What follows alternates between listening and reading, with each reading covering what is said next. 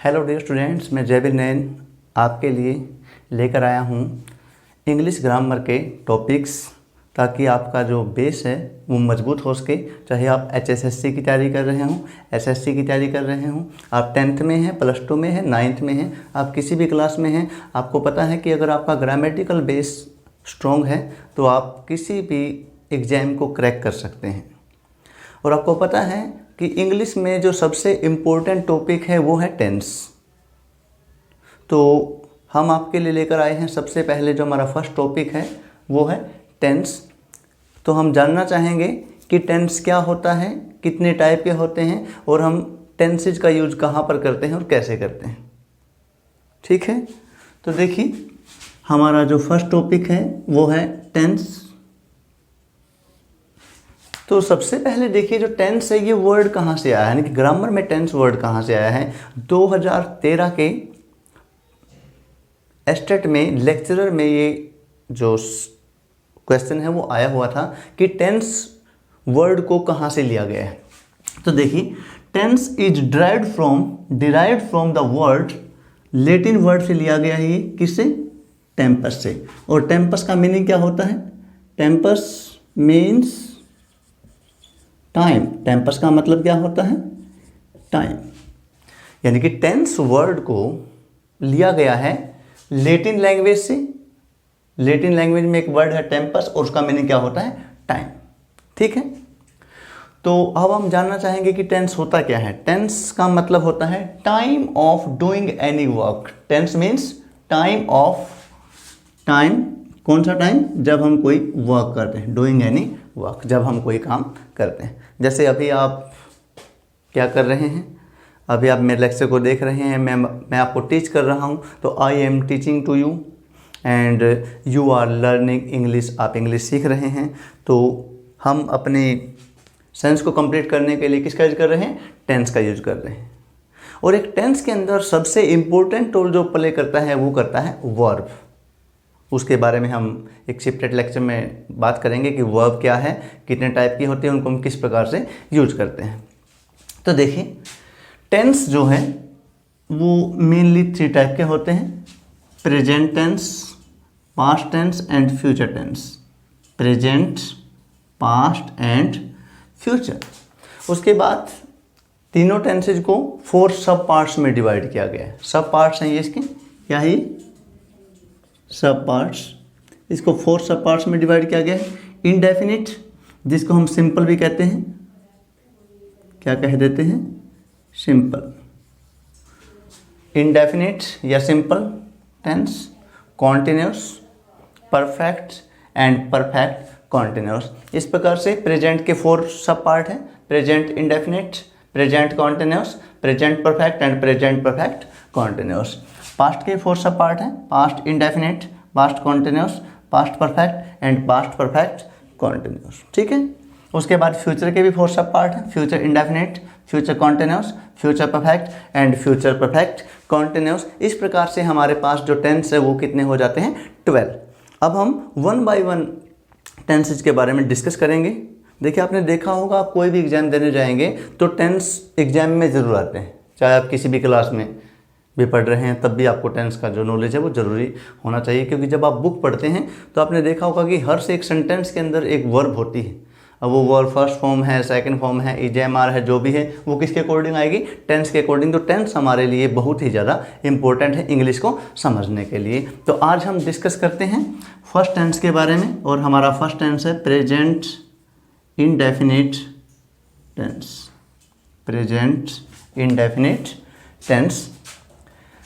देखिए इसका हम एफर्मेटिव सेंटेंस में यूज कैसे करते हैं। वैसे आपको पता है हिंदी में जब प्रेजेंट इंडेफिनिट टेंस की पहचान क्या है, जैसे आप लगाएंगे ता है, ते हैं, ता हूँ, इस प्रकार से ता ते ती आता है अगर हिंदी में, अगर आप सेंटेंस कोई भी बनाना चाहते हैं। लेकिन अगर हम इंग्लिश पढ़ रहे हैं तो हमें इंग्लिश में इसके रूल्स पता होने चाहिए।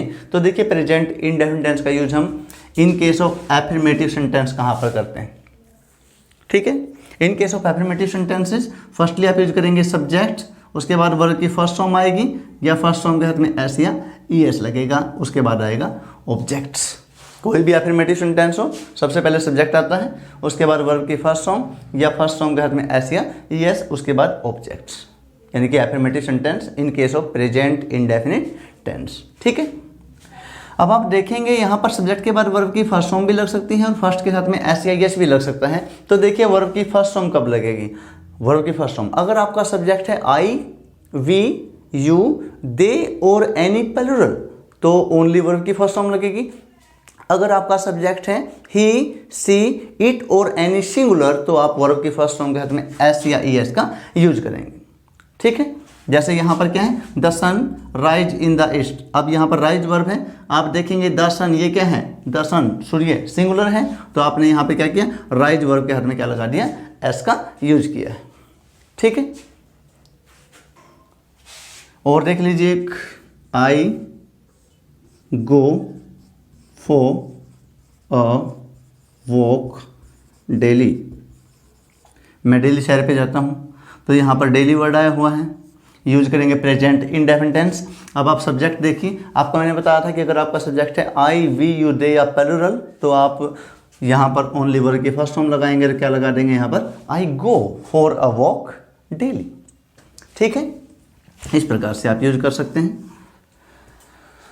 After that, in case of negative sentences, negative sentence में सब्जेक्ट प्लस डू नॉट लगेगा या does not plus first form of verb. Do not, does not plus first form of verb का use किया जाएगा in case of present indefinite tense negative sentences. क्या लगेगा, do not, does not plus verb की first form plus object. For example, I do not tell lies, मैं झूठ नहीं बोलता। क्या ये मेरी हैबिट है, क्योंकि जो ये प्रेजेंट इंडेफिनिट टेंस है ये हैबिचुअल भी कहते हैं इसको हैबिचुअल टेंस भी कहते हैं, ये क्योंकि किसी की भी हैबिट को शो करता है।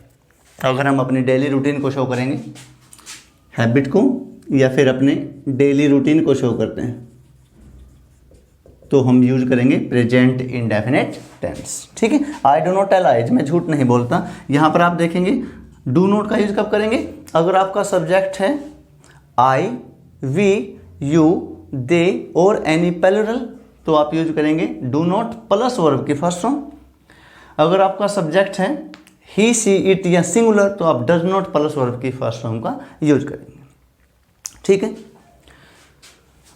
After that, in case of interrogative sentences, interrogative sentence में आपको पता होना चाहिए कि हेल्पिंग वर्ब का यूज किया जाता है बिफोर सब्जेक्ट। सब्जेक्ट से पहले हेल्पिंग वर्ब क्या है यहाँ पे, डू या डज, तो सब्जेक्ट से पहले आएगा। After that subject plus first form of verb plus object and last में क्या आ जाएगा, साइन ऑफ इंटेरोगेशन। ठीक है, for example, do you meet him every week. यहाँ पर आप देखेंगे एवरी वीक लिखा हुआ है, एवरी मीन्स हर, वीक सप्ताह, हर सप्ताह, every week, every year, every day. तो ये किस में आते हैं, प्रेजेंट इंडेफिनिट टेंस में, तो आप यूज करेंगे प्रेजेंट इंडेफिनिट टेंस। अब ये इंटेरोगेटिव है तो डू डज पहले आएगा। आप देखेंगे आपका सब्जेक्ट डू है, ये सॉरी यू है, तो यू के साथ में क्या आ जाएगा, do plus first form of verb. कई बच्चे ऐसे कर देते हैं, ऐसे भी लिख सकते हैं, डू यू मीट्स, क्या हो जाएगा, ये गलत हो जाएगा, गलत हो गया ना, क्योंकि डू के बाद क्या आना चाहिए, वर्ब की फर्स्ट फॉर्म आना चाहिए। ठीक है, याद रखना है कि अगर आपकी हेल्पिंग वर्ब है डू या डज तो उसके बाद क्या आएगा, वर्ब की फर्स्ट फॉर्म का यूज किया जाएगा। ठीक है, अब कुछ बच्चे ये कह सकते हैं कि सर हमें ये नहीं पता कि वर्ब की फॉर्म के हाथ में एस कब लगता है, ई एस कब लगता है, एस कब लगता है और ई एस कब लगता है।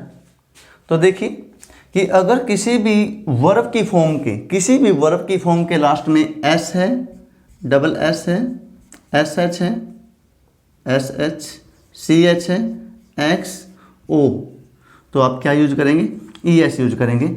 जैसे आपके पास वर्ब है इंजॉय, इंजॉय देखिए, सॉरी इसको राइट नहीं करते अभी। फॉर एग्जाम्पल, आपके पास में वर्ब है गो, गो में देखिए ओ है लास्ट में, वर्ब के साथ में होना चाहिए S, double S, S H, C H, X O, तो क्या करेंगे यहाँ पर, ई एस यूज करेंगे। ठीक है, गोज। स्मैश है S M S H, smash मैंने क्या होता है, तोड़ना। देखिए एस एच है, क्या हो जाएगा, smashes, S M S H E S. Verb है आपके पास teach, T E A C H, teach, क्या है, सी एच है, क्या लगा देंगे, T E A C H E H, teaches. ठीक है, इस प्रकार से याद रखोगे ना। अगर किसी भी वर्ब की फॉर्म के लास्ट में S, double S, S H, C H, X, O है तो क्या लगाएंगे हम, ई एस का यूज करेंगे। ठीक है। उसके बाद देखिए कि अगर किसी भी वर्ब की फॉर्म के लास्ट में वाई, किसी भी वर्ब की फॉर्म के लास्ट में क्या है, वाई, और वाई से पहले कोई वोवल है तो ओनली एस लगेगा। जैसे आपके पास वर्ब है इंजॉय, इंजॉय में वाई है, वाई से पहले ओ है, ओ क्या है, वोवल है, तो सिर्फ एस लगेगा। क्या लिख देंगे हम, इंजॉयज। ठीक है। और अगर किसी भी वर्ब की फॉर्म के लास्ट में क्या है, वाई है, और वाई से पहले क्या है, कोई कॉन्सोनेंट है, तो वाई को काट देंगे, आई में चेंज करेंगे और यस लगा देंगे। फॉर एग्जाम्पल ट्राई, वर्ब है ना, कोशिश करना, वाई से पहले क्या है, आर, वाई को कट कर देते हैं, T R I S, tries. Cry है, C R Y, cry, C R, Y को काट के आई एस, क्योंकि वाई से पहले आर है, कॉन्सोनेंट। ठीक है। तो ये है हमारा प्रेजेंट इंडेफिनिट टेंस। अभी इस लेक्चर को हम कंटिन्यू रखेंगे कि प्रेजेंट इंडेफिनिट टेंस का यूज हम कहाँ पे करते हैं, तो इसके रूल पढ़ेंगे हम नेक्स्ट लेक्चर में। तो बने रहिए हमारे साथ कि प्रेजेंट इंडेफिनिट टेंस का यूज हम कहाँ पर करते हैं, नेक्स्ट लेक्चर में देखते हैं। तब तक के लिए बने रहिए हमारे साथ। और अगर आपको हमारा लेक्चर पसंद आ रहा है तो आप इसको लाइक करें, सब्सक्राइब करें और शेयर करें।